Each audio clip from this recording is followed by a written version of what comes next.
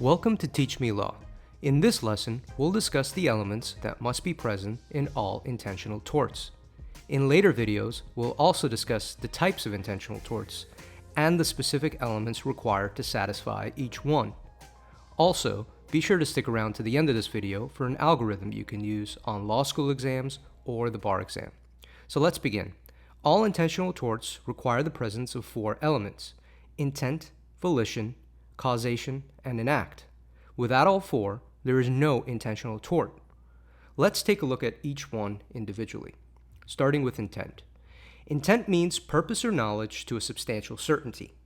Although the meaning of intent is not quantifiable, it may help to think of intent on a scale of 0 to 10, with 0 representing no knowledge, 1 to 6 recklessness, 7 to 9 substantial certainty, and 10 complete knowledge. Recklessness means a conscious disregard of a known and substantial risk of harm. So, to that end, intent does not mean that the defendant consciously disregarded a risk of harm to the plaintiff. Instead, to constitute intent, the defendant must be substantially certain that their actions would cause harm to the plaintiff. This is determined on a case-by-case basis. So, on an exam, carefully look at the defendant's actions and ask yourself, was the defendant sure that they would harm the plaintiff, or were they just being reckless? We'll examine intent more in depth when we discuss the types of intentional torts, including looking at some examples to drive it all home. Two additional factors are important to consider when analyzing intent on an exam. First, you must always consider if the defendant is competent to form the requisite standard of intent. When we talk about competency, this means we are considering a person's mental state. For example, children of a certain age may not be old enough to have substantial certainty. For more on this, take a look at the case of Garrett v. Daly, where a child that was 5 years and 9 months old was found to have formed the requisite intent despite their young age. Note that this case does not mean that all children this young will be able to form intent. That's why it's important to always look at the particular facts in each unique case. Another example where competency comes into play is where a defendant has a mental illness or is under the influence of drugs or alcohol. In such cases, a defendant may also not be able to form the requisite standard of intent. But this analysis could turn on whether the person was voluntarily or involuntarily intoxicated. Again, look to the facts in question carefully before jumping to a conclusion. Finally, intent may be transferred under the doctrine of transferred intent. An example of transferred intent is where a defendant throws a rock at person A, intending to hit them in the head, but instead the rock hits person B, who is standing next to A. Although the intent was to hit A, the intent is set to transfer to B, and the defendant would be liable for an intentional tort, in this case battery. In other words, without the doctrine of transferred intent, the defendant would not be liable for battery because the intent was to harm A, not B.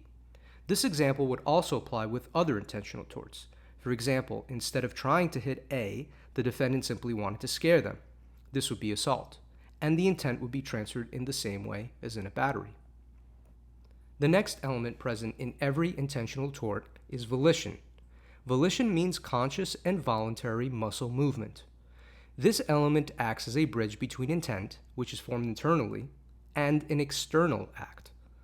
In other words, think of intent as a thought, and volition is what helps this thought becomes a voluntary action. But keep in mind that not all muscle movements are volitional. For example, assume that the defendant is suffering from a neurological disorder that produces sudden and involuntary body movements. While experiencing one of these involuntary movements, the defendant hits the plaintiff and causes them harm. This would generally not be considered volition because the defendant did not consciously and voluntarily direct their muscles to move. Thus, the defendant's act would not constitute an intentional tort. The third and fourth elements, causation and act, go hand in hand.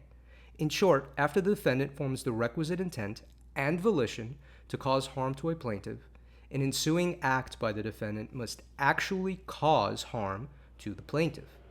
For example, it is not enough that the defendant only has the intent to swing a baseball bat at the plaintiff.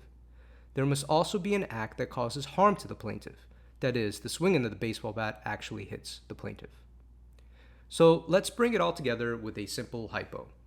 Jerry is upset that Kramer ate Jerry's last mango. Jerry wants to punish Kramer, so he grabs a baseball bat, heads over to Kramer's apartment to hit Kramer with the bat.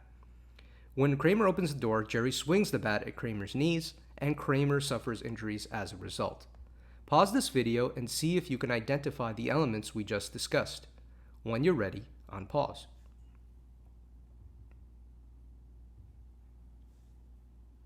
As you can see, when Jerry headed over to Kramer's apartment with the baseball bat, he had the intent to cause harm to Kramer.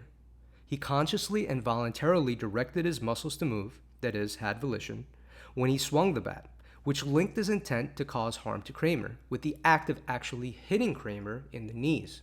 This act caused harm to Kramer, and thus we have an intentional tort.